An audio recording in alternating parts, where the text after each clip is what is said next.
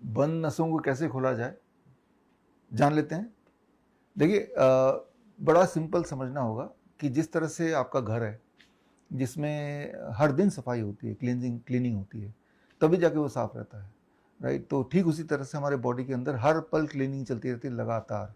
और वो क्लीनिंग करता कौन है? नाइट्रिक ऑक्साइड, NO बोलते हैं इसको। वो ब्लड वेसल के अंदर ही, नसों के अंदर ही प्रोड्यूस भी होता है, मैन्युफैक्चर होता है, और नसों के अंदर ही वो क्लींजिंग एक्टिविटी हर पल चल रही है, इस वक्त भी चल रही है, राइट। सिमिलरली जो रेस्पिरेटरी ट्रैक है हमारे, उसके लिए हमारे साइनस के अंदर नाइट्रिक ऑक्साइड वहाँ भी बनता है, और वो फिर पूरे रेस्पिरेटरी ट्रैक में लगातार जाता रहता है और क्लींजिंग चलती रहती है every moment of the life. तो हम ब्रीथ कर रहे हैं, कुछ खा रहे हैं, चारों तरफ पोल्यूशन है, वो हम अपने आप को धीरे धीरे पॉल्यूट भी कर रहे हैं, लेकिन वो क्लींजिंग एक्टिविटी चल रही है, तो वो एक बैलेंस बना हुआ है। लेकिन कई बार बैलेंस बिगड़ने से नसें धीरे धीरे क्लोज होने लगती हैं, बंद होने लगती हैं, ब्लॉकेज आने लगती हैं। तो ऐसे में हमें यही करना होगा कि अपनी क्लींजिंग एक्टिविटी को ज़्यादा बढ़ाना होगा।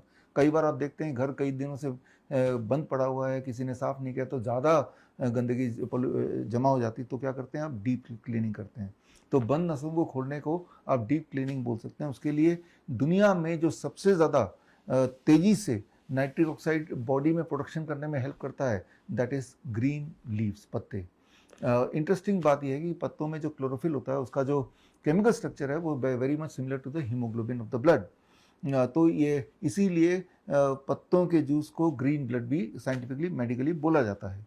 तो अगर आप अपने डाइट में, जो भी डाइट आप ले रहे हैं, ग्रीन लीव्स को शामिल कर लेते हैं, कितना शामिल करना है वो एक इम्पॉर्टेंट बात है। मान लो अगर आप जूस के फॉर्म में ले रहे हैं तो करीब 250 ml पर डे। जैसे पालक का जूस लेंगे तो 250 ml, अगर वीट ग्रास का जूस लेंगे तो 50 ml। और अगर आप पत्ते खाने में विश्वास करते हैं तो सबसे अच्छा होगा 3-4 तरह के पत्ते अपने मर्जी के ले लीजिए, जो ईडेबल है, जो ह्यूमंस नॉर्मली खाते आए हैं, जैसे मूली के पत्ते, पान के पत्ते, पुदीने के पत्ते, पालक के पत्ते, सलाद पत्ता, धनिया का पत्ता। तो there are various kind of leave, कड़ी पत्ता, कई सारे तरह के पत्ते होते हैं। कुछ लोग तो नीम के पत्ते भी खा लेते हैं। तो कई सारे तरह के पत्ते होते हैं जो इंसान खाता है या खा सकता है, मिल भी जाता है। तो उनमें से कोई 2-3 तरह के, 3-4 तरह के पत्ते आप ले लीजिए and make it equal to your body weight. My body weight is 70 kg, I make it 70 gram.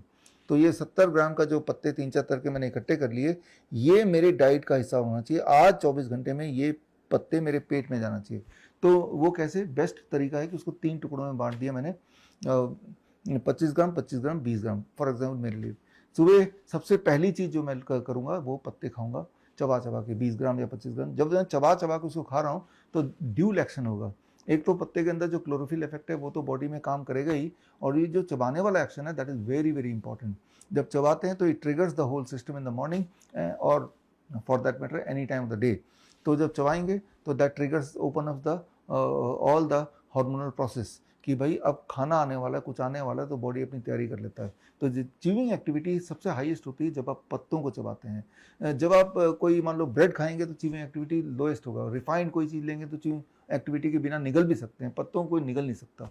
You have to chew. आपने देखा होगा गाय भैंस पूरे दिन चबाती रहती, चबाती रहती, चबाती रहती है। वो जो है that is the medicine for you when you are chewing. That is the most important thing. जैसे जैसे एडवांसमेंट में हम बढ़ रहे हैं, हमारे जो अब देखें छोटे बच्चों की च्यूइंग एक्टिविटी कम हो गई। वो हर चीज़ निगलना चाहते हैं, हर चीज़ ज़्यादा मेहनत ना करना पड़े, उस तरह का एटीट्यूड हो गया। तो chewing activity which is promoted by when you are consuming leaves first, and the second, उससे बॉडी में जो नाइट्रिक ऑक्साइड प्रोड्यूस हो रहा है वो आपके वेन्स के अंदर जो ब्लॉकेज है उसको खोलने के में मददगार होगा। वेन्स में ब्लॉकेज होने का भी एक कारण है, और ब्लॉकेज को ख़त्म करने का भी एक ही तरीका है, और वो है कि नाइट्रिक ऑक्साइड का प्रोडक्शन अगर कम कर दो तो ब्लॉकेज बढ़ेगा, नाइट्रिक ऑक्साइड का प्रोडक्शन को बढ़ा दो तो ब्लॉकेज घटेगा।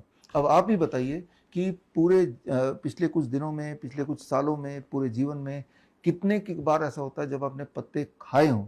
आपको सोचना पड़ेगा। क्यों ना हम इसको डेली डाइट का पार्ट बना दें। लेकिन अगर आपको पत्ते चबाने में दिक्कत आ रही है तो second best thing is you can make a juice. लेकिन अगर पत्तों से नफरत ही है तो पत्तों के बाद सबसे ज़्यादा नाइट्रिक ऑक्साइड बॉडी में कौन बनाता है? सेकंड नंबर पे आता है वेजिटेबल्स, उसमें भी ग्रीन वेजिटेबल्स, राइट, ग्रीन और रेड वेजिटेबल्स, जैसे टमाटर है, चुकंदर है, खीरा है।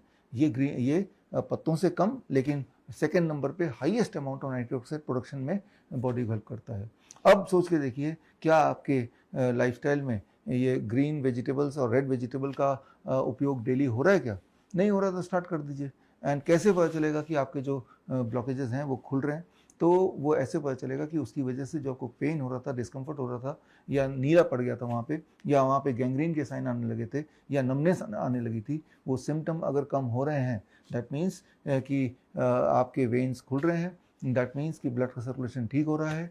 और यही डायग्नोसिस का ओनली तरीका होना चाहिए अपने आप को डायग्नोस करने के लिए, क्या ब्लॉकेज है या ब्लॉकेज नहीं है।